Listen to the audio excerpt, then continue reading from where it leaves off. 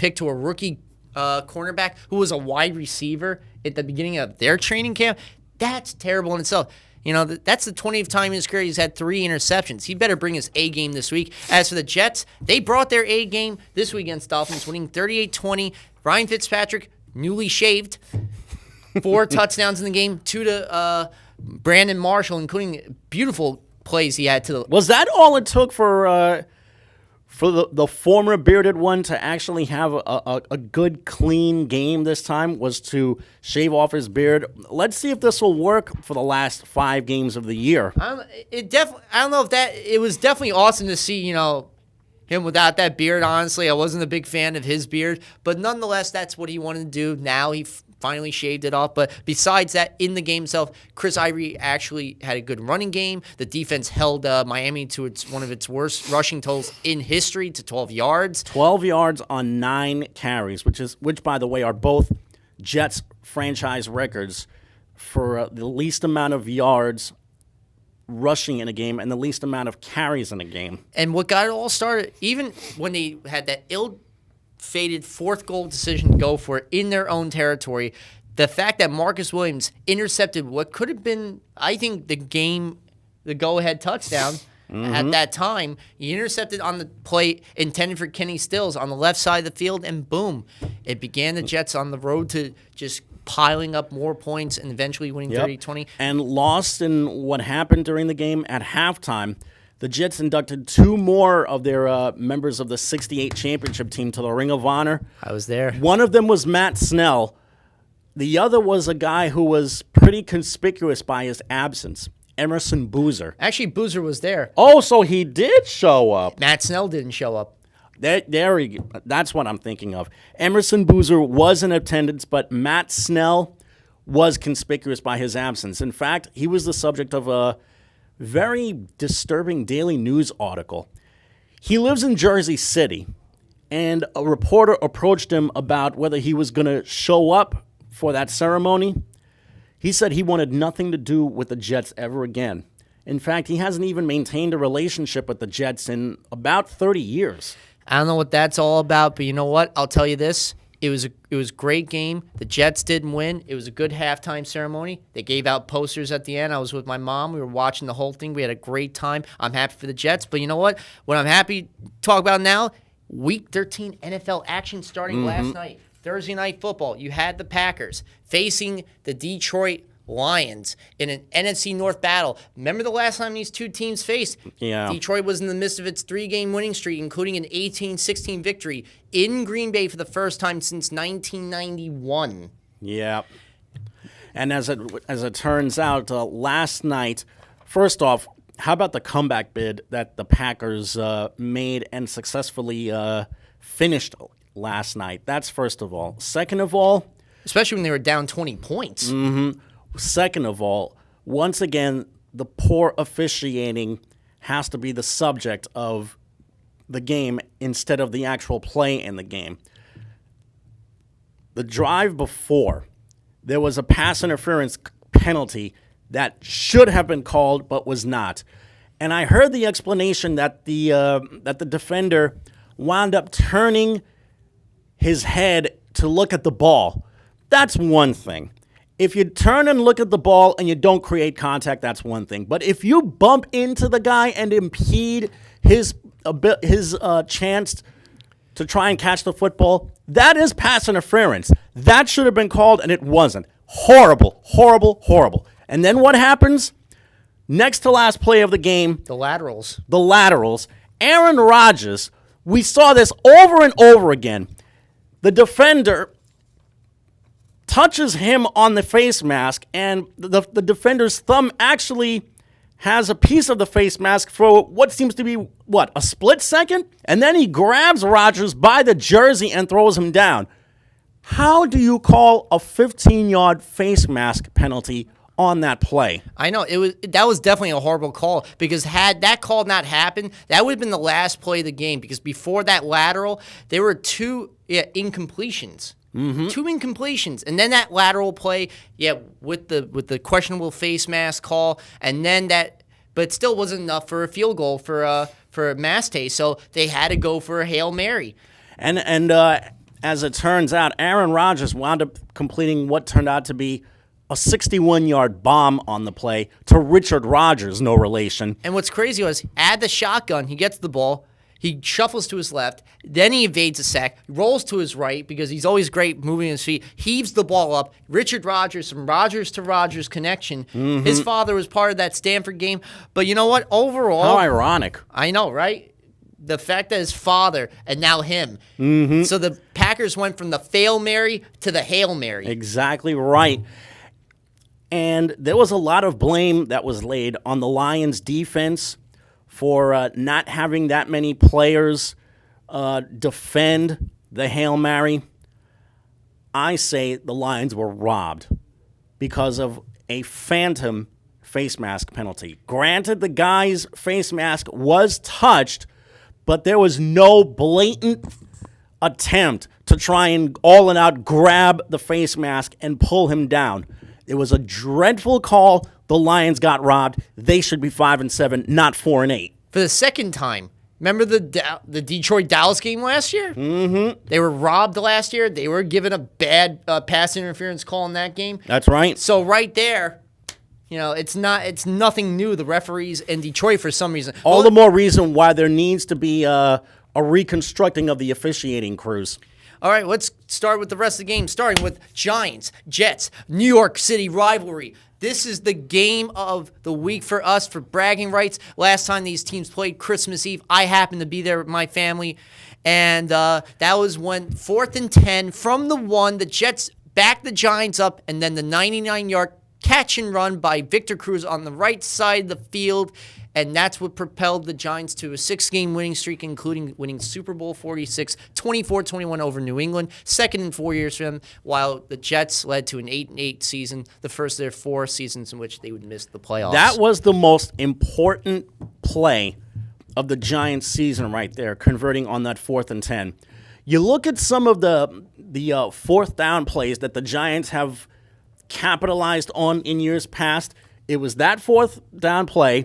There was also the famous 4th and 26 that the Giants wound up, 4th and 17 that the Giants wound up capitalizing on in 1986 when Phil Simms wound up connecting with, I think it was Stacy Robinson or one of the other, no, Bobby Johnson. He connected with Bobby Johnson. They made a field goal against the Vikings, and that wound up leading to them winning their first ever Super Bowl. Now, as far as this game, we still don't know about Darrelle Revis. He's got a concussion. He's definitely out. He's definitely out this week. And not only that, Marcus Williams, the guy who replaced him last week and got that interception off of Kenny Stills against the Dolphins, he's doubtful as well.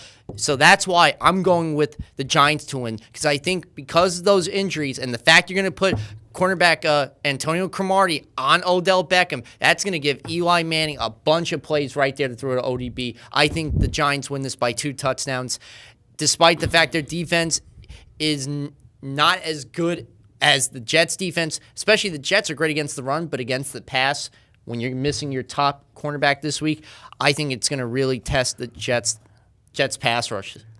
Speaking of running the ball, if the Giants couldn't even stop the Redskins last week, what makes anybody think that they're going to try and stop Chris Ivory, a guy who, when he's used to his fullest potential, is a 100-yard rusher waiting to happen? That's one reason why the Jets win against the Giants this weekend. Ooh. Another reason why, you answered the question right there. The Jets' defense is better than the Giants' defense. Well, the Jets' running game is better than the Giants' running game. The Giants' quarterback is 350 gazillion times better than the Jets' quarterback. But why do the Jets win? They've got the better running game. They've got the better rushing defense. The Jets win on Sunday. I don't know. You know what? I think because of the fact that Antonio Cromartie has to defend Odell Beckham, I think it's going to open up the rest of the offensive playbook. I think they get back to basics. I think the running game, that's 28th for the Giants, will improve this week. All right. And also, another reason why the Jets win on Sunday is because the Giants have zero running game to speak of. Seahawks, Vikings, huge game with playoff implications. The Vikings right now need to win to maintain their lead in the NFC North. The Seahawks, so they can at least be in the wild card conversation and in the This NFC is West. such a critical game for both teams because the Seahawks' playoff hopes are basically down to their last 5 games right now, and the Vikings' chances of winning the NFC North are down to their last 5 games. You have the Seahawks with a great quarterback, great receiving tandem, and no spectacular defense, but very little running game to speak of after Marshawn Lynch continues to be hurt. Actually, I disagree. Thomas Rawls has been a great replacement for him. The undrafted rookie out of Central Michigan has done a great job. I want to see what he can do against a really proven Viking D, though. A Viking, in addition to the Vikings defense, they've got the best running back in the game right now and a quarterback whose future has nowhere to go but up. But who wins this game? I say Seattle because, quite frankly, their quarterback situation is much better. I'm sorry. And their defense is top of the line. I'm going with the Vikings, actually, to win this week.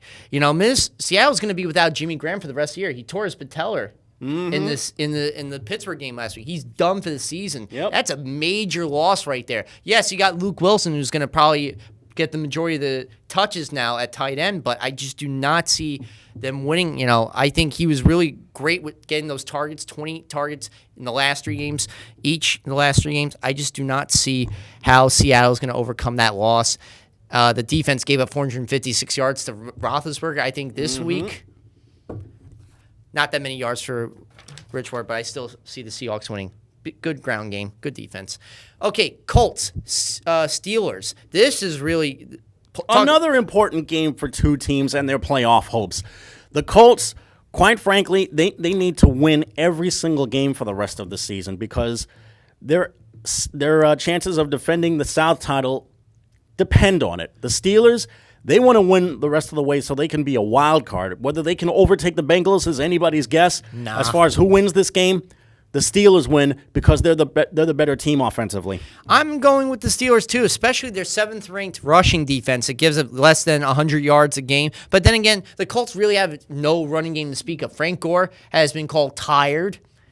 He has it looks like he has no gas left in the tank, as I thought he would have had.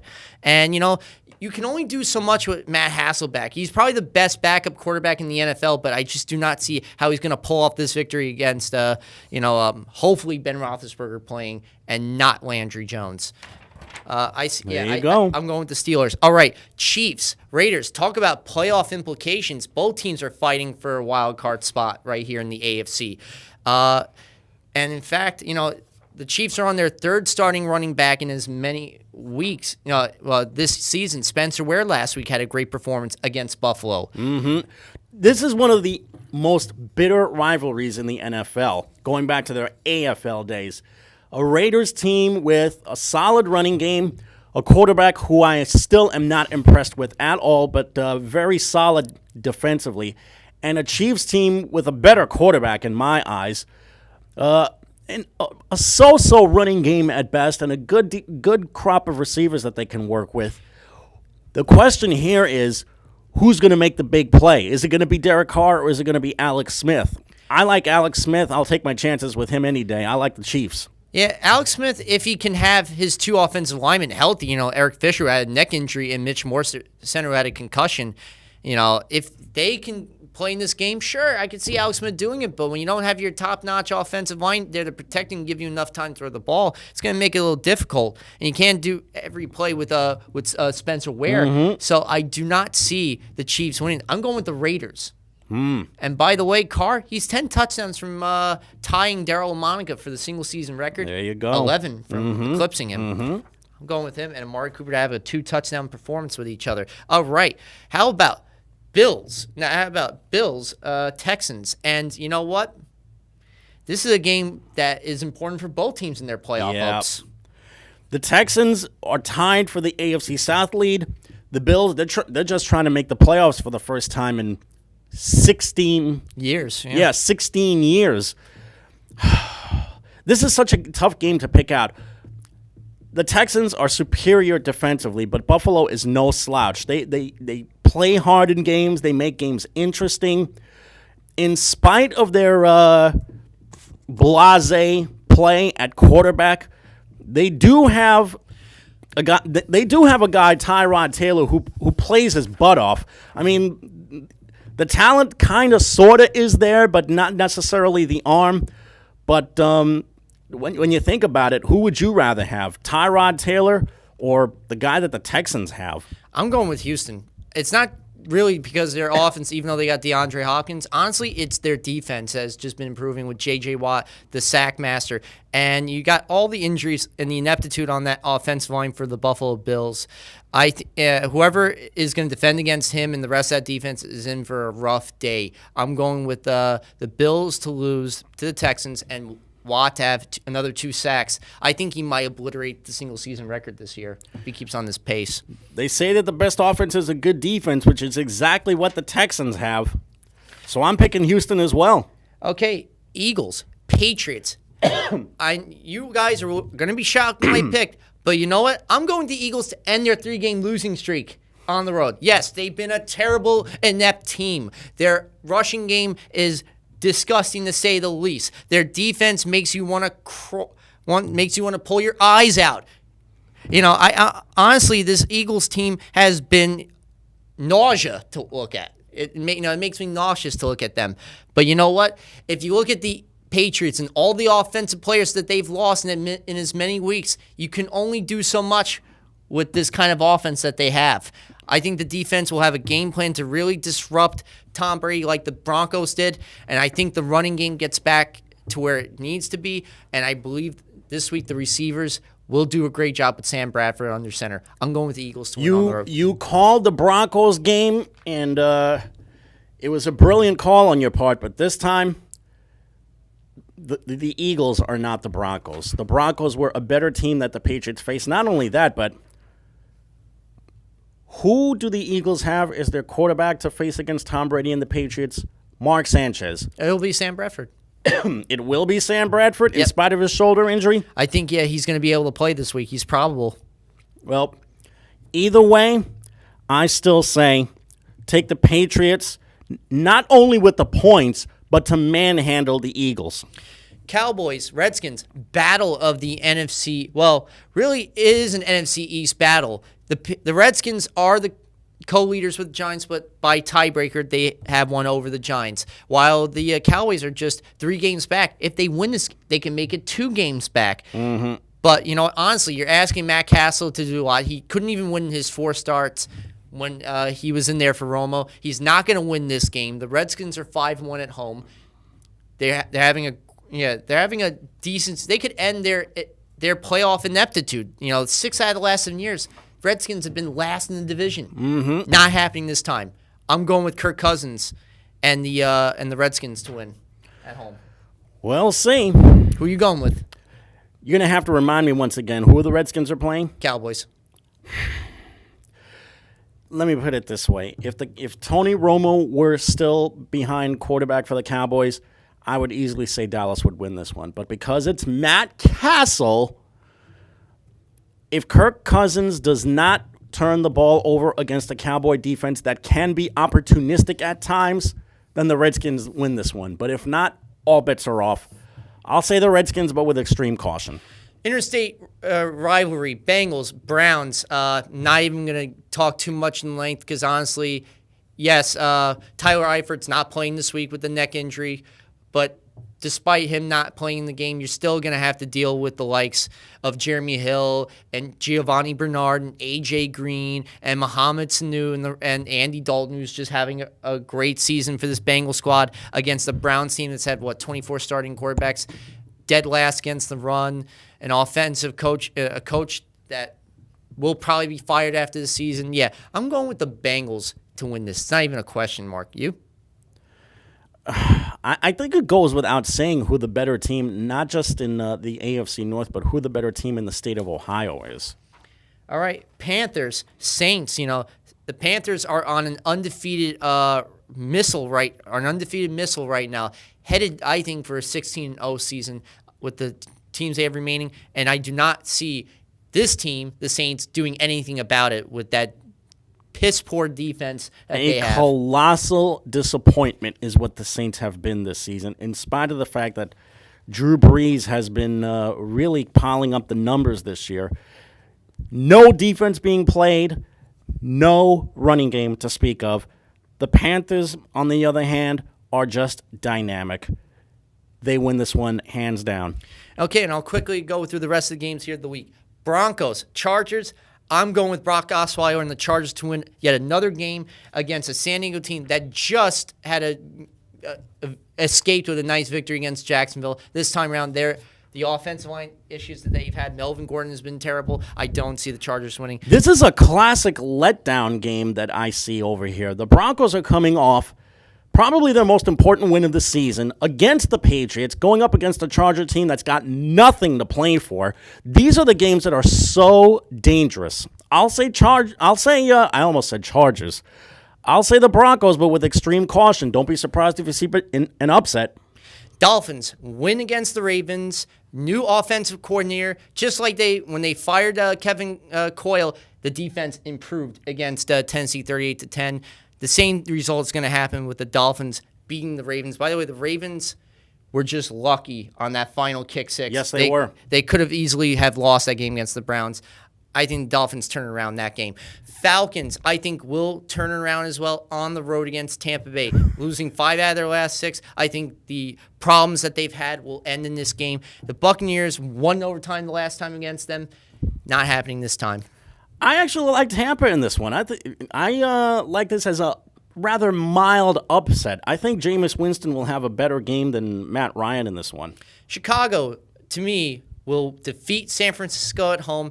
Adam Gase's team has just been offense has really been working for Jay Cutler, and you gotta like the result that defense and the way they play. This is my opinion on that game. So move on. Okay. Rams beat the Cardinals. Rams beat the Cardinals? No way. The Cardinals are 10 times better. They're 10 times better at quarterback, receiver, running back, and defensively. I almost said St. Louis. You think I'm picking the Rams?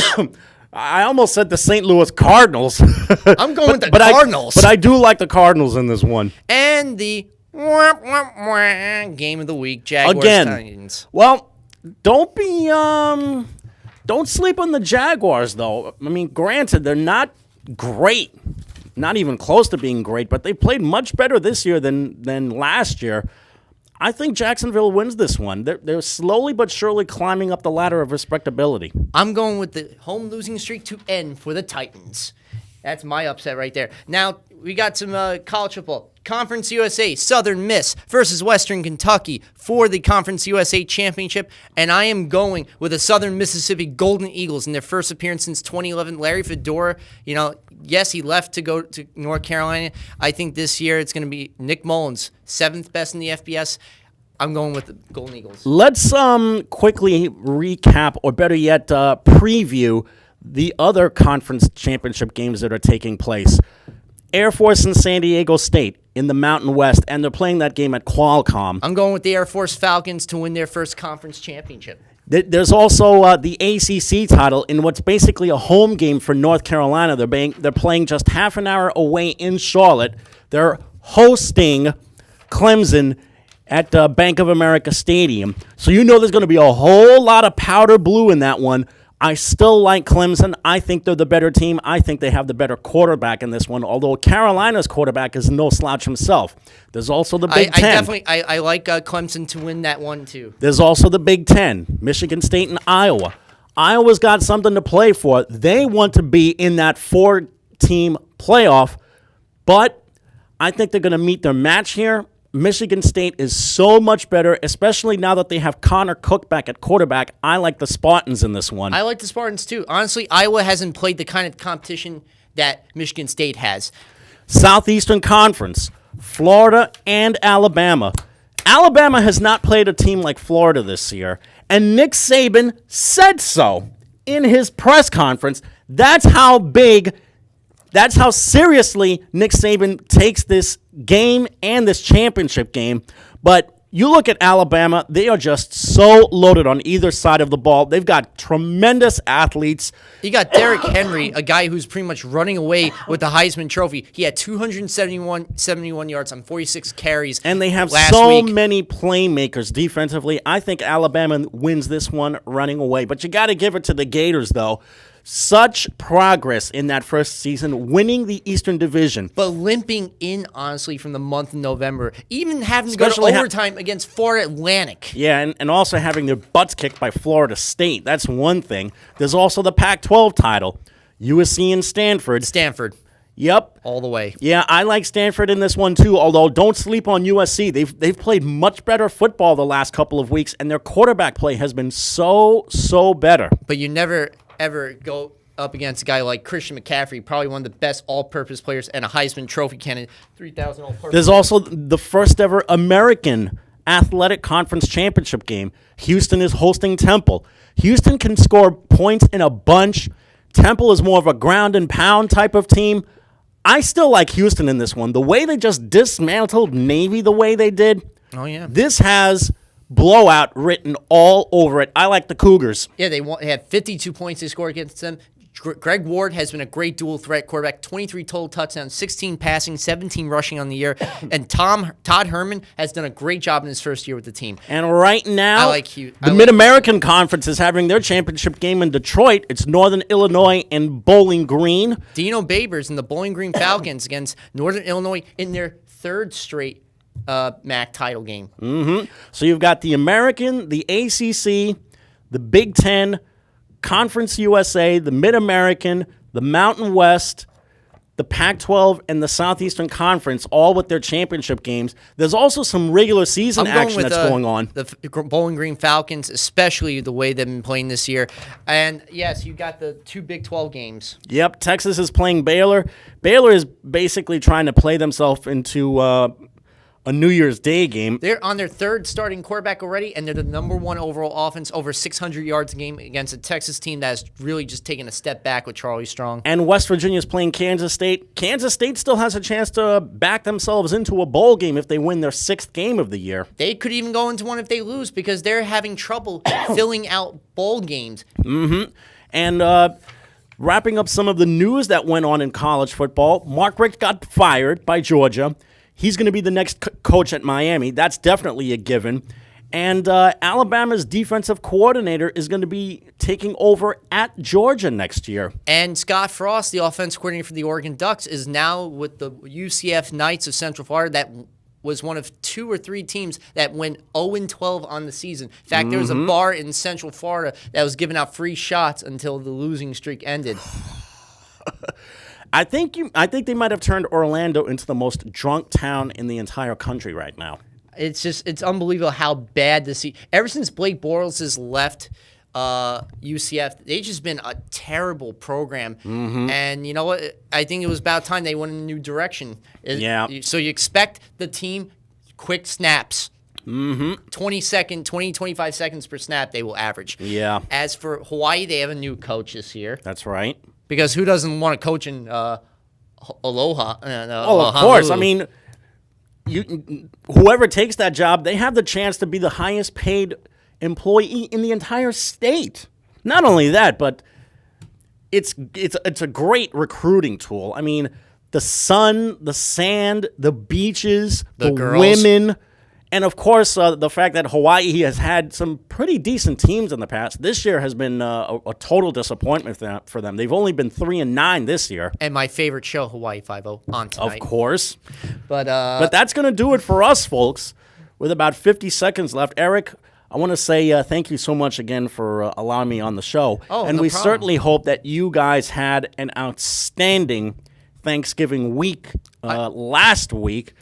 Christmas is right around the corner, and we're going to be hoping for some big presents for some big presents under the tree in the name of some playoff appearances for the Jets and Giants. And for all my Jewish friends out there, I want to wish you all a happy Hanukkah this coming Sunday on the very first night on the Festival of Lights. There you go. So, Jamie, for Mr. Jamie the Sportsman Hickson, I'm Eric. I'm Jamie. I'm going to take you out, so you take us out for the last 10 seconds.